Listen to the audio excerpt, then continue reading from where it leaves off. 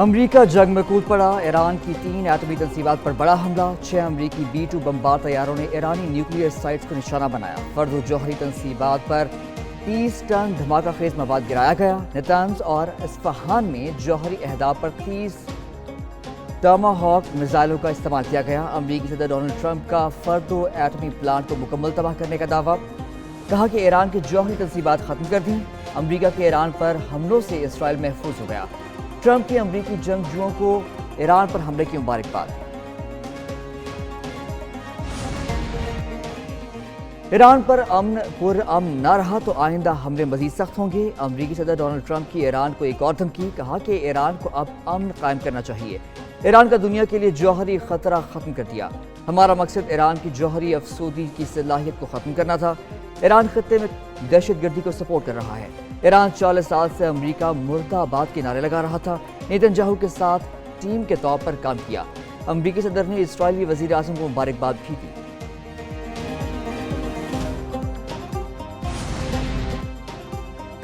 ایران پر حملے کے بعد امریکی صدر ڈونلڈ ٹرمپ اور اسرائیلی وزیر اعظم نیتن یاہو کے درمیان رابطہ، امریکی ٹی وی کے مطابق ٹرمپ کو امید ہے حملے نئی سفارتکاری کی راہ ہموار کریں گے،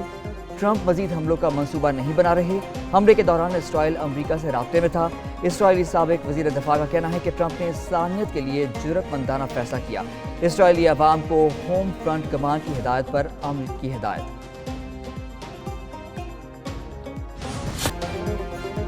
ایران نے جوہری تنصیبات پر امریکی حملے کی تصدیق کر دی، ایران کا ابنائے ہرمز بند کرنے اور جوابی کارروائی کا اعلان، پاسداران انقلاب کا کہنا ہے کہ امریکہ تھوڑا انتظار کرے، حملوں کی سزا بھگتے گا، ایران تمام امریکی اثاثوں کو نشانہ بنائے گا، یورپی یونین کا کوئی بھی بحری بیڑا یورپ نہیں پہنچ سکے گا، اب ہمارے لیے جنگ شروع ہو چکی ہے، خطے میں موجود امریکی شہری یا فوجی اب ہدف ہوں گے۔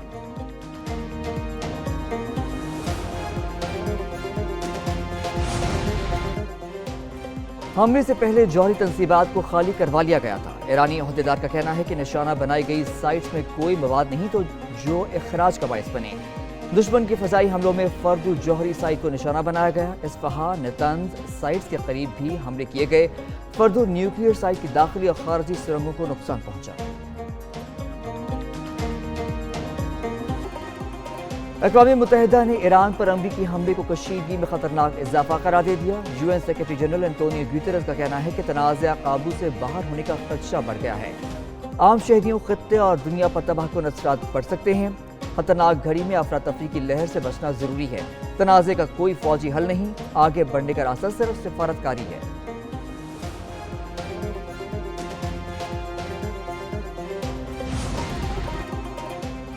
امریکی سینیٹر برنی سینڈرز نے ایران پر حملے کو غیر آئینی قرار دیا، کہا کہ صدر ٹرمپ کو جنگ کے فیصلے کا اختیار نہیں ہے، جنگ کا فیصلہ کرنا کانگریس کا اختیار ہے۔ سینیٹر تھامس میسی کا کہنا ہے ایران پر حملے امریکی آئین کی خلاف ورزی ہے، امریکی آئین جنگ سے متعلق فیصلوں کا اختیار قانون سازوں کو دیتا ہے۔ ڈیموکریٹ کانگریس سارا جیکبز نے بھی ایران پر حملے غیر آئینی قرار دے دیے، امریکہ کو لامتناہی اور خون ریز جنگ میں جھونکے جانے کا خطرہ ہے۔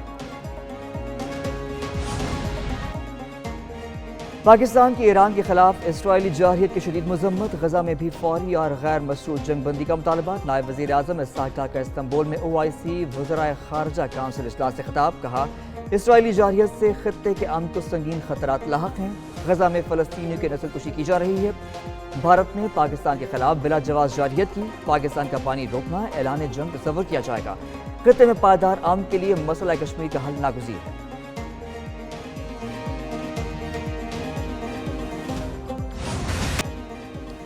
نائب وزیر اعظم اسحاق ڈار اور فیلڈ مارشل عاصم منیر کی ترک صدر طیب ایردوان سے ملاقات، استنبول میں ملاقات OIC وزرائے خارجہ کانفرنس کی سائیڈ لائن پر ہوئی، خطے کی صورتحال اور ایران اسرائیل جنگ پر تبادلہ خیال، کشیدگی کم کرنے کی سفارتی کوششیں جاری رکھنے پر اتفاق، فریقین نے کہا عالمی برادری فوری جنگ بندی اور امداد کی رسائی یقینی بنائے، غزہ میں اسرائیلی جارحیت فوری بند کی جائے، انسانی امداد کی بلا روک ٹوک فراہمی ناگزیر ہے۔ اسحاق ڈار کہتے ہیں وزیر اعظم شہباز شریف کی نیک تمنائیں ترک صدر کے تک پہنچا دی گئی ہیں۔